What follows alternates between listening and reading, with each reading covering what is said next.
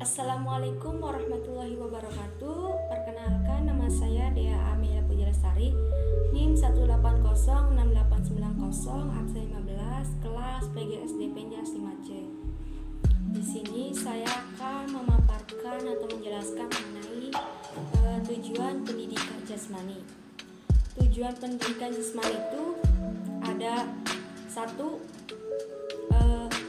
pengembangan kebugaran, yang kedua itu ada pengembangan keterampilan, lalu yang ketiga itu ada pengembangan emosi, yang keempat itu ada pengembangan mental dan intelektual, lalu yang kelima itu ada pengembangan moral dan afektif.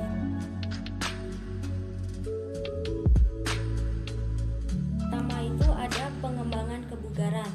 Pengembangan kebugaran itu, kebugaran jasmani itu merupakan suatu kemampuan seseorang untuk melakukan gerak menggunakan aktivitas fisik yang memerlukan kekuatan, daya tahan atau fleksibilitas. Nah, kebugaran jasmani ini itu ada yang terkait karena kesehatan dan ada juga yang terkait karena performa. Kalau yang kesehatan itu seperti kekuatan otot, daya tahan otot, lalu ada daya tahan aerobik dan fleksibilitas. Yang terkait dengan performa itu seperti kelenturan, kecepatan, keseimbangan, power, agilitas. Dengan berkembangnya teknologi atau pada zaman ini tuh bisa dilihat apa sih kemerosotannya kebugaran jasmani pada seseorang. Bisa kita ambil contohnya ya, pada anak-anak. Pada anak-anak itu kan sekarang lebih suka bermain gadget yang cuma tidur-tiduran, rebahan, duduk gitu kan.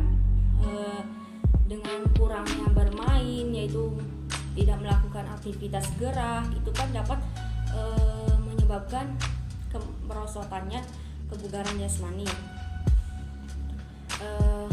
Jadi dalam pengembangan kebugaran ini, dalam pendidikan jasmani ini, jadi seseorang itu bagaimana seseorang anak itu dapat mengaplikasikan kepada kehidupan sehari-harinya dengan yang menjaga pola makannya, lalu walau sedikit meluangkan waktunya untuk melakukan aktivitas gerak.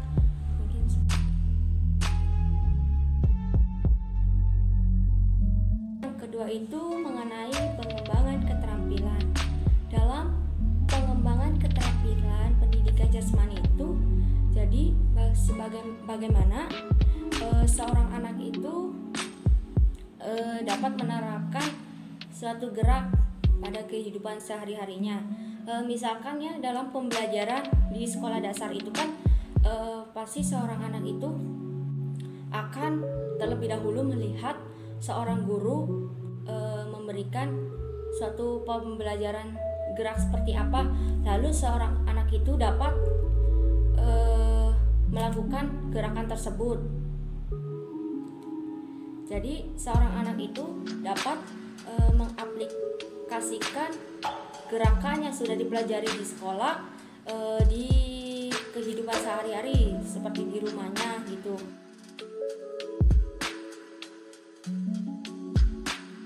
Tiga itu pengembangan emosi. Yang saya ketahui, emosi pada seseorang anak itu pasti kurang terkontrol. Saya ambil contoh dalam pembelajaran pendidikan jasmani di sekolah dasar dalam permainan bola futsal. Dalam suatu permainan pasti ada yang namanya kalah atau menang. Tetapi di anak SD itu tidak ada ya kayak gitu, pengennya sama-sama menang gitu. Terus pasti dalam permainan itu adanya suatu cekcok. Jadi bagaimana seorang guru itu dapat menerapkan atau menjadi peran penting dalam mengontrol emosi seseorang anak dan menasehati seseorang anak tersebut. Misalkan contohnya itu seorang anak A menendang bola dan mengenai seseorang anak B. Jadi seorang anak B itu harus lebih menahan emosinya, karena itu mungkin karena ketidaksengajaan seorang anak A menendang bola yang mengenai seorang anak B tersebut. Jadi setelah permainan tersebut, seorang guru itu pun harus memberikan nasihat terhadap siswa atau seseorang anak itu.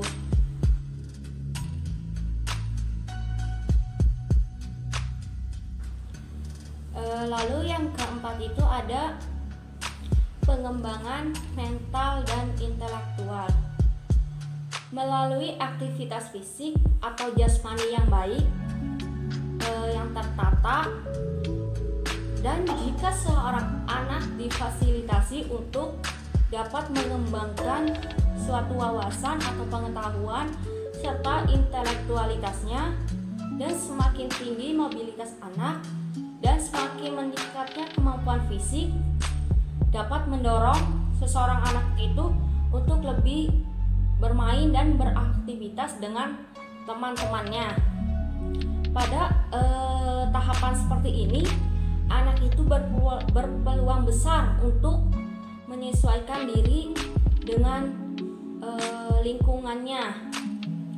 Bermain itu sangat penting ya bagi kehidupan anak. Dengan bermain, anak itu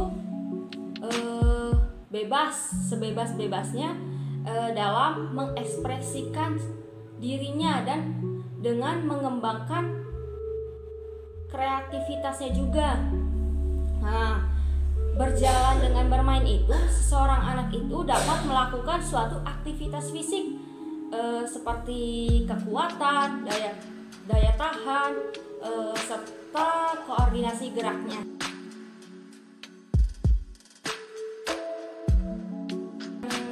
Kelima itu ada pengembangan moral dan afektif. Jadi penanaman moral itu tidak cukup dilakukan dengan menggunakan materi yang dilakukan secara ucapan atau dengan secara lisan. Nah, penanaman karakter moral itu harus dilakukan secara terus-menerus, baik itu dilakukan secara sadar maupun tidak. Dalam pendidikan jasmani itu terdapat internalisasi nilai yang dapat membentuk karakter moral seorang anak. Misalkan dalam suatu pembelajaran penjas dalam permainan, pasti dalam benak seorang anak itu seorang anak itu dapat berpikir bagaimana cara dia percaya terhadap teman dalam bermainnya itu, bagaimana dia berpikir untuk bertanggung jawab, bagaimana dia melakukan sikap yang jujur dan tidak curang. Mungkin segini saja video yang dapat saya sampaikan. Kurang dan lebihnya saya mohon maaf. Bila ada perkataan atau suatu kesalahan, mohon dimaafkan. Wabillahi taufiq wal hidayah. Wassalamualaikum warahmatullahi wabarakatuh.